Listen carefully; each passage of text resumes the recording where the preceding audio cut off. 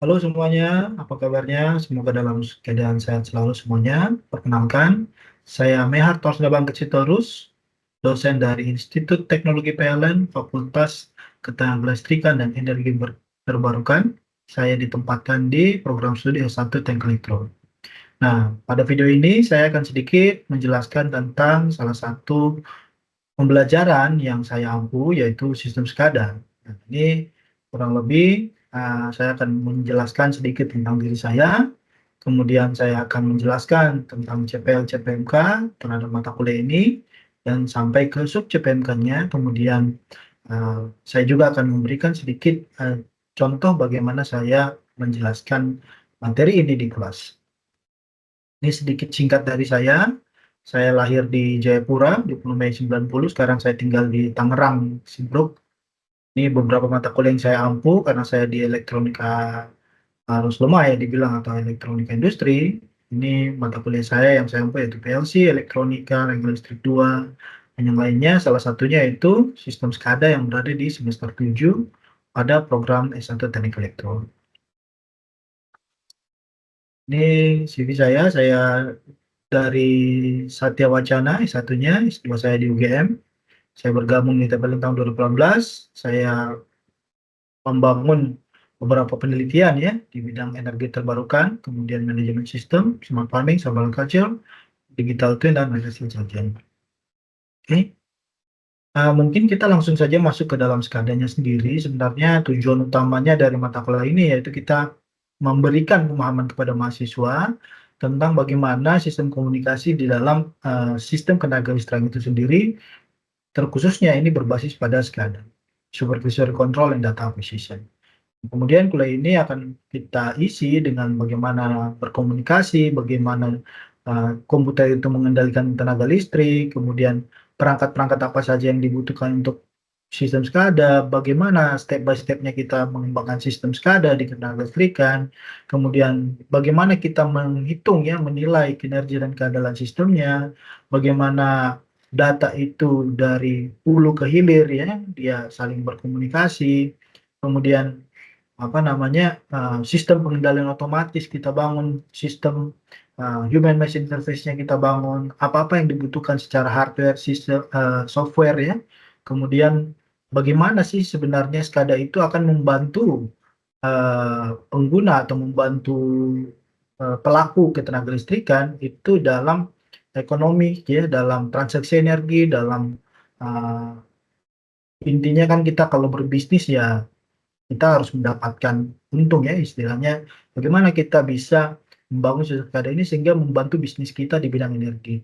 Nah, tapi sebenarnya SCADA ini juga tidak apa namanya, tidak selalu ke arah ketenaga listrikannya, tapi kalau misalkan ada mahasiswa ataupun uh, uh, yang lainnya emang dosen yang ingin ke industri, SCADA ini juga bisa diterapkan di industri, bukan hanya di ketenaga listrikan.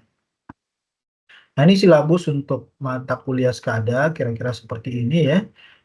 Pendahuluan, bagaimana fungsinya, konsep dasarnya, spesifikasi sistem, kemudian kinerja keandalan, sistem kontrol itu sendiri ya.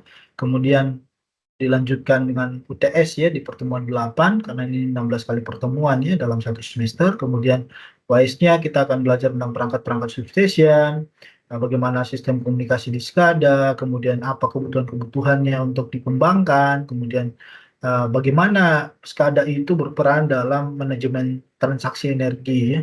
Itu yang akan dipelajari kurang lebih dalam mata kuliah ini. Nah, ini CPL Prodi yang dibebankan kepada mata kuliah ada uh, dua ini ya, pengetahuan, kemudian ada khususnya ada dua juga ya. Jadi kurang lebih ya memang ke arah pengendaliannya, sistem kendali, sistem elektronika, bagaimana itu dalam mata kuliah ini menjelaskan kepada mahasiswa, kemudian apa namanya, bagaimana mencari alternatif solusi kalau ada masalah tentang rekayasa sistem tenaga listrik, kemudian bagaimana merancang gitu ya sistem kendali di dalam ketenaga listrikan, sehingga nanti kita juga tetap harus berpatokan pada faktor-faktor ekonomi, kesehatan, dan keselamatan publik. Nah, kemudian ini 4 CPNK yang dimasukkan ke dalam mata kuliah ini di RPS-nya ya. bahwa mahasiswa bisa mengetahui sistem SCADA, fungsi-fungsinya, fungsi-fungsi pengendalian sistemnya, kemudian bagaimana konsep dasar pengembangan sistem itu sendiri, sistem SCADA. Kemudian mahasiswa juga bisa memahami spesifikasi sistem, yaitu ada sistem perangkat lunaknya, ada konfigurasi sistemnya, antara muka mesinnya, kemudian sistem SCADA itu sendiri secara umum, ya.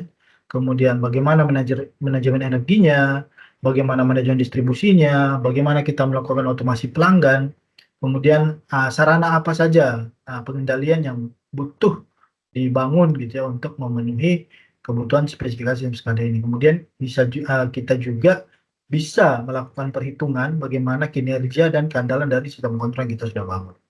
Kemudian mahasiswa juga dituntut ya mampu untuk memahami perangkat-perangkat substation dan komunikasi data, karena ini kan SCADA itu sudah zaman sekarang itu istilahnya sudah nirkabel ya, bagaimana komunikasi datanya, topologinya, kemudian perangkat yang dibutuhkan, jalur datanya seperti apa, itu akan diajarkan di Cemil 3.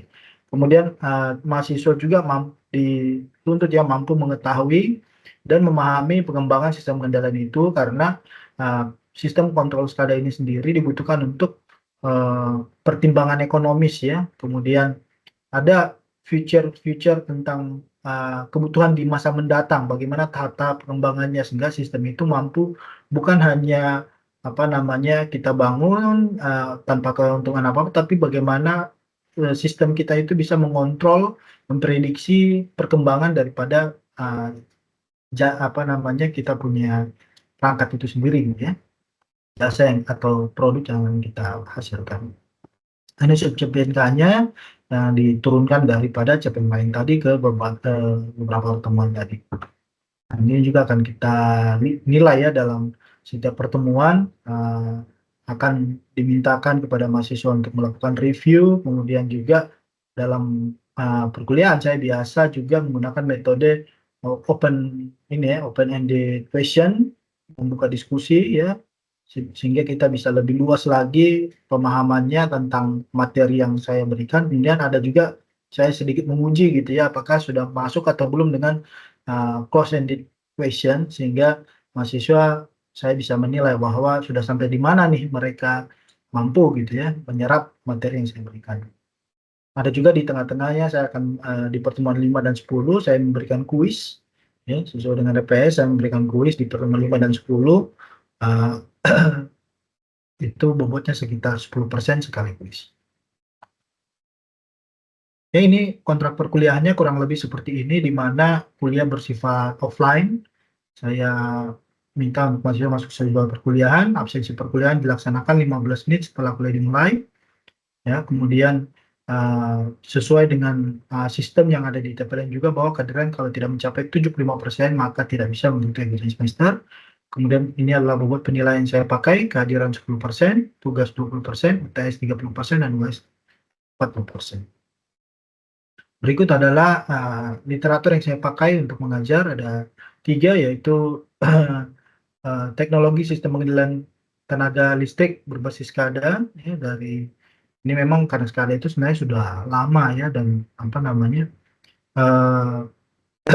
kurang lebih sama ya untuk penerapannya, cuman hanya implementasinya berbeda, sehingga saya pakai juga yang SCADA for Industry itu dari David Bailey, dan ada juga bagaimana kita secara di PLN ya memelihara remote station SCADA itu sendiri. Nah, itu tadi sedikit pengenalan tentang mata kuliah SCADA ini. Nah, berikutnya saya akan lanjutkan dengan contoh bagaimana saya mengajar di kelas pada pertemuan 7 ya. Oke, nah, terima kasih. Selamat menyaksikan. Oke, selamat pagi semuanya. Assalamualaikum warahmatullahi wabarakatuh. Waalaikumsalam warahmatullahi wabarakatuh. Salam sejahtera buat kita semua ya. Kita hari ini lanjut pertemuan kita ya. Tapi sebelum kita memulai pertemuan kita, saya ajak kita semua untuk sama-sama kita berdoa dulu ya. Berdoa menurut agama dan keyakinan kita masing-masing. Berdoa dimulai.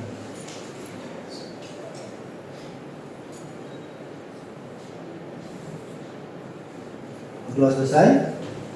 Oke, kita masuk ke kinerja dan keandalan dari sistem kontrol bagian 2. Minggu lalu kita juga sudah belajar kinerja dan keadaan dari sistem kontrol bagian yang pertama. Ada yang masih ingat?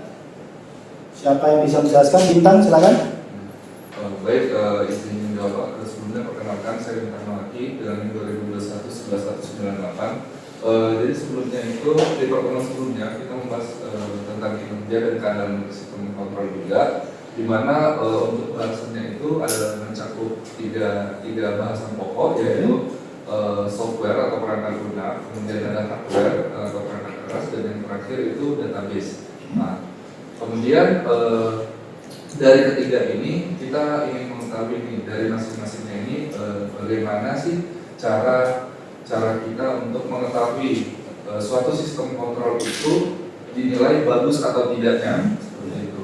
Nah, mulai dari bagian software itu mungkin ada CPU atau Central Processing Unit, mulai dari hardware-nya itu ya mungkin seperti kapasitas atau operatornya dan lain-lain, dan yang terakhir itu database. Nah, database ini juga mencakup kapasitasnya lagi, di mana untuk kapasitas dari database ini sendiri itu maksimal hanya boleh sampai 80%, karena database itu harus punya cadangan atau kapasitas cadangan untuk meminimalisir resiko yang akan terjadi seperti itu, Pak. Mungkin sekian, Pak. Good ya. Jadi minggu lalu kita sudah belajar itu ya, hardware, software, database ya.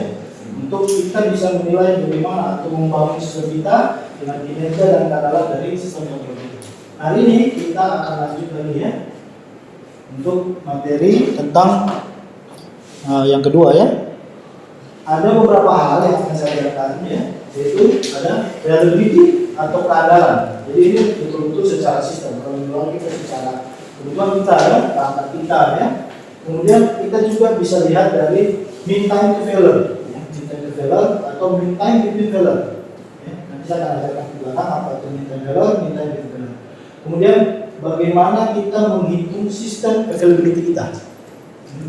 Sehingga saya bilang sistem saya itu available ya, andal ya. Kemudian bagaimana dengan keadaan perangkat lunak? Kalau kemarin kita sudah bahas sedikit tentang perangkat lunak ya, bagaimana dengan keadaan perangkat lunak? Kalau di sini kurang lebih kita akan membahas tentang ya bagaimana hardware kita gitu ya. Kalau di sini tentang keadaan perangkat lunak kita. Oke.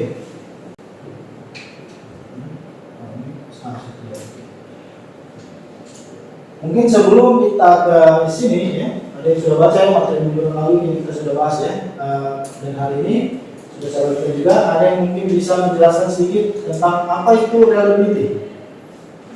Oke, silakan bisa lanjut. Yang dijawab Pak, April yang lalu 2021-973. Reliability atau pada keandalan itu dimana yang utamanya itu sebenarnya tentang dimana sistem kontrol ini memiliki kemampuan sistem untuk mempertahankan fungsinya walaupun misalkan ada sesuatu yang rusak atau gimana gitu Pak. Jadi dia harus punya gimana sih cara mengatasinya, gimana sistem ini bisa mempertahankan fungsinya gitu. Oke, jadi bagaimana suatu sistem kontrol itu bisa mempertahankan fungsinya selama mungkin ya. Sehingga kita bilang dia reliable ya. Oke. Good ya. Oke. Jadi kalau kita lihat kebutuhan akan pentingnya ya, kalau di core sistem kita itu ya tahun-tahun terakhir ini sangat penting ya, karena kita lihat ya sekarang semua orang pakai listrik ya. Sehingga kalau kita baca di depan kita punya IPPLN ya, future energies baca future energies electricity ya, di depan kita itu Pak Darmo bilang gitu ya, Dirut PLN. Future energy is electricity, karena itu besok ini semua sudah pakai listrik. Saya baru balik dari Cina, ya, seperti yang saya bilang lalu ya, saya balik Cina, saya kaget sekali di Cina. Ternyata di Cina tidak ada lagi motor BBM, motor roda 2 ya, motor roda 2 sudah nggak ada lagi. Tapi ketika saya di Shanghai, hampir semua itu sudah mobil listrik. Ya, mobil listrik. Ada setelah saya riset ternyata sudah 60% ya, penjualan mobil di sana itu udah 60% itu listrik semua. Jadi kita bisa bayangkan ya, sekelas Cina ya. Sehingga kalau misalkan ada yang namanya blackout ya, baru-baru juga kita dapat blackout di Sumatera ya, di Sumatera kita dapat blackout selama berapa jam? 5 jam ya. Itu bayangin tuh 5 jam di Sumatera ya, itu industri semua akhirnya nggak gerak ya, industri nggak gerak ya, itu gara-gara ada namanya blackout ya. Kalau di Eropa, USA ya, itu kalau namanya blackout di daerah industri itu udah apa namanya, ada chaos itu ya, orang bisa chaos karena di situ ada sistem keamanan, traffic ya, traffic light ya, sehingga kita punya sistem ketenaga listrikan atau kita punya sistem kontrol, kita harus jaga yang namanya reliability-nya. Nah, karenanya ya, sangat penting orang dalam bidang teknik ketenaga listrikan punya pengetahuan konsep dasar mengenai apa itu keandalan, bagaimana keandalan dipengaruhi oleh berbagai faktor dalam suatu sistem itu. Yang paling penting juga adalah bagaimana ya keandalan total operasional dari seluruh sistem kontrol kita. Kita sudah bahas kenal ya, hardware-nya, software-nya, ya, database-nya, bagaimana kita bisa bikinnya sehingga kemampuan sistem kita mempertahankan fungsinya. Ya. Kalau listrik ya berarti mempertahankan yang pasok, ya, listrik. Walaupun misalkan ada suatu, ya kita nggak bisa bilang bahwa nggak akan ada kerusakan. Ya. Kita nggak bisa bilang bahwa nggak ada kerusakan di dalam komputer kita. Tapi kita harus bisa bikin sistem, ya, bagaimana supaya menjaga reliability sistem kita. Ketika suatu perangkat rusak, haruslah cepat kita ganti. Ketika ada suatu perangkat komponen kita sudah lama, kita harus bisa prediktif. Ya. Kita prediktif bahwa perangkat ini akan rusak, ya. Sehingga saya harus memperbaikinya sebelum dia rusak. Ya. Karena biasanya sistem itu kalau kita pakai terus, perangkat ini kita pakai terus, dia ada umurnya. Umurnya berapa? Nah, kita bisa koneksi dengan orang yang menjualnya. Ini berapa nih? Ya? Sehingga ketika dia rusak, kita bisa, ketika dia mau rusak, kita sudah menggantinya. Ya? Sebelum itu kita sudah menggantinya. Itu namanya kita menjaga reliability sistem kita. Karena suatu sistem dapat didesain baik secara kuantitatif maupun secara kualitatif. Ya? Pada keadaan awal rancangan, biasanya kita harus bisa membuat dua pertanyaan ini. Ketika kita merancang sistem skala kita atau sistem kontrol kita, bagaimana atau apakah fungsi-fungsi sistem yang akan saya nilai? Saya mau bangun sistem tenaga listrik. Fungsi apa yang mau saya nilai? Gitu ya. Berarti adalah kalau tenaga listrik tadi saya sudah bilang adalah kita nilai adalah seberapa lama ya dia bisa menyetor ya, seberapa lama dia bisa menyetor kita punya ini ya. Distribusi listrik ya, distribusi listrik. Apakah logika Linex adalah subsistem-sistem yang terlibat? Bagaimana logika Linex-nya sehingga bisa mensupport nilai yang mau saya bangun ini? Ya. Dan saya contohkan saja sekarang kita lagi masuk ke mau lebaran haji ya. Kemarin dengan berita ya bahwa setiap lebaran haji pengrajin tusuk sate di daerah Bogor ya mengalami peningkatan sampai 800% subsetnya. Artinya dia harus bikin tusuk satenya, biasanya dia bikin ada 1000 tusuk, dia harus bikin 8000 tusuk gitu ya. Bagaimana saya bisa menjamin bahwa orderan saya ini bisa dapat saya tangani gitu ya. Otomatis kan dia harus punya rantai pasok ya. Harus ada orang yang jual bambunya ya. Harus ada tenaga yang potong-potong bambunya. Harus ada mesin cetak ya, yang bisa mencetak sampai 8.000 gitu ya, dalam waktu 1 minggu misalkan dia minta gitu ya. Karena ini tiba-tiba gitu ya. Biasanya saya hanya produksinya sekitar 1.000 tiap hari, ini mintanya 8.000 per hari. Nah, saya bisa nggak gitu? Sama juga dengan listrik kita. Ya. Misalkan setiap hari ya dia produksinya hanya sekian gigawatt. Tiba-tiba ini besok Coldplay konser ya. Kemarin Coldplay konser di Jakarta ya. Bagaimana nih pasokan listriknya di situ ya? Atau dulu kalau Jakarta sempat SEA Games ya. Bagaimana nih supaya listrik kita itu siap ya? Tidak ada terjadi blackout. Kalau misalkan terjadi blackout, apa yang harus dilakukan? Sediakan baterai, sediakan pasokan listrik yang bisa available ya. Harus bisa sehingga menunjang kita punya sistem selalu ada ya. Nah, sehingga sistem kita bisa kita bilang bahwa andal ya. Saya pesan itu ada ya. Saya pesan apapun itu ada. Saya ingin berapa itu namanya reliable. Andalan sampai saat ini. Oke. Kemudian ada juga kita ini ya, bisa lihat ya, pertimbangan analisa dengan sistem umumnya dipertimbangkan lewat periode operasi guna dengan nilai kegagalan konstan PRD dianggap bahwa variabel statistik dari waktu gagal terdistribusi secara eksponensial. Ya. Ini fungsinya pastinya tidak tidak linear ya, secara eksponensial. Karena fungsi survival suatu sistem prinsipnya dapat dibilang seperti fungsi hubungan RT, fungsi hubungan sama dengan eksponensial dari minus lambda T, di mana lambda adalah suatu kegagalan yang konstan yang dinyatakan dalam penyelesaian setiap jam error per jamnya. Jadi berapa banyak error per jamnya? Kita catat itu adalah sebuah lambda, kemudian kita masukkan dalam sebuah fungsi eksponensial ya terhadap T, itu kita akan dapat fungsi ini ya, fungsi survivalnya. Oke, ini seperti janji saya lalu saya sedikit tampilkan ini ada saya ketika di control room di Jepang di Cina ya. Nama pabriknya GCL ya. GCL itu kalau dia bilang dia klaim ya nomor 2 katanya pabrik PLTS dan baterai manufacturing. Nomor 1 baterai itu CATL.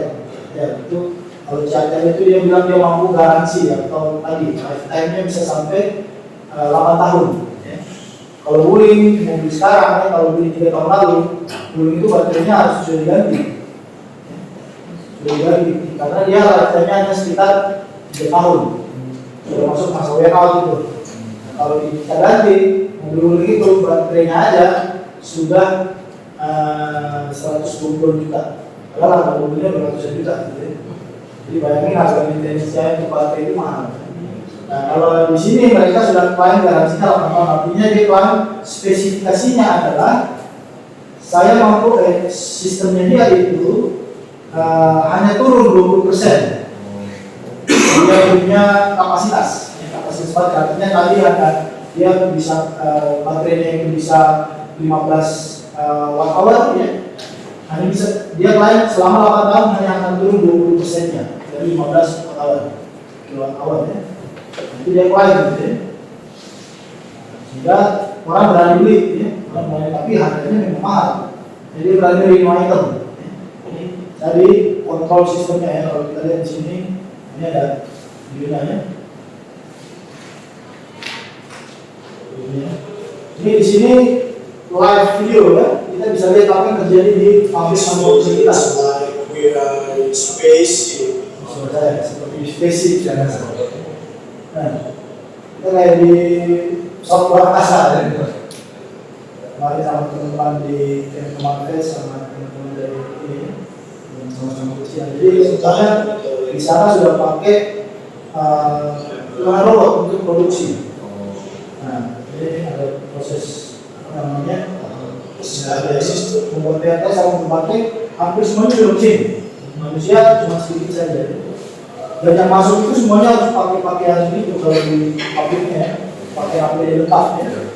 Ini ada konsolnya ya, tempat untuk monitoringnya ya, sehingga si kontrol itu dia melihat komputernya dan melihat secara langsung live layar keseluruhan sistemnya. Ini para suratnya bisa lihat ya. Kemudian real time monitoringnya arus tegangan semuanya oleh sistemnya dia bisa lihat secara langsung ya. Nah, data live-nya semua dia bisa lihat secara langsung sehingga bukan hanya sistem yang monitoring tetapi juga ada operator yang melakukan monitoring karena seringkali ya sistem tidak begitu ini ya menunjukkan yang sesuatu yang sesuai, tapi kalau manusia kan bisa mendeteksi secara logik anomali pada sistem yang ada. Nah, ini ya salah satu contoh kontrol ya. Jadi di sana itu mereka buat baterai tapi nggak lepas, dia bisa memberikan kadar kepada perusahaan yang minta. Saya mau maintain baterai saya. Kapan saya harus maintain lagi sehingga si orang sortirnya itu orang yang melakukan maintain baterainya.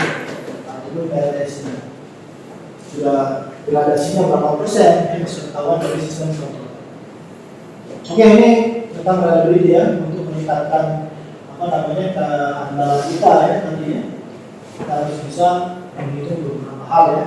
Itu ada ini ya, berupa sukan ya, kemudian kita menghitung availability-nya ya, kita mengetahui error-nya ya, kita tahu apa kesalahan-kesalahannya dalam availability ya.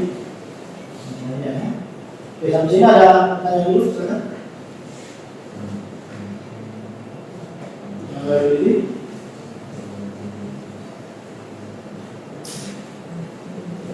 Ada pertanyaan? Silakan, Bintang.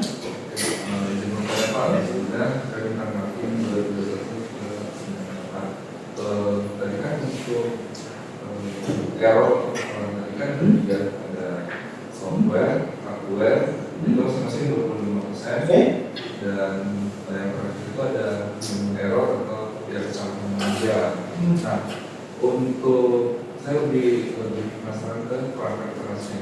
Apakah di perangkat kerasnya ini pun kesalahannya itu termasuk juga dari kesalahan manusia atau memang hanya dari si perangkat kerasnya saja? Oke. Maka ini betul-betul hanya dari perangkat kerasnya Iya. atau dari orang yang salah mengoperasikan. Iya. Ya, seperti itu. Good question. Ya. Seringkali dalam kita melihat ya jenis kesalahan itu kadang-kadang kita bisa temukan juga yang namanya irisan. Ya. Ini perangkat kerasnya rusak karena kesalahan manusia atau tidak. Ya. Kemudian ternyata tombol powernya ini orangnya jempolnya terlalu besar ini. Ya. Tekannya nggak bagus ini ya. Dia tekannya terlalu dalam ini ya. Coba ya tombol power ini saya tekan kuat. Ya. Rusak nggak? Rusak ya? Bisa jadi rusak. Bisa jadi rusak. Bisa jadi rusak. Ya. Suatu saat dia rusak ya. Nah itu kita bilang itu irisan. Ya. Dia bisa jadi karena hardware-nya rusak ya. Tapi bukan murni karena hardware-nya rusak saja. Ternyata setelah kita dalami memang hardware-nya rusak. Tetapi karena kesalahan manusia ya. Kesalahan manusia karena dia enggak menggunakan dengan baik dan benar. Contohnya ya kita punya mobil ya, kita punya motor. Kalian punya motor? Ya. Ya. Berapa kali bisa satu bulan? Ya. Berapa kali ganti oli dalam waktu satu bulan? 2 kali. 2 kali. Spesifikasinya bukan oli berapa? Ya. Dan dibilang kan setiap 2000 km kalau bisa ganti oli. Ya. 2000 ya? 2000 ya, 2000 km ganti oli. Atau berapa bulan sekali?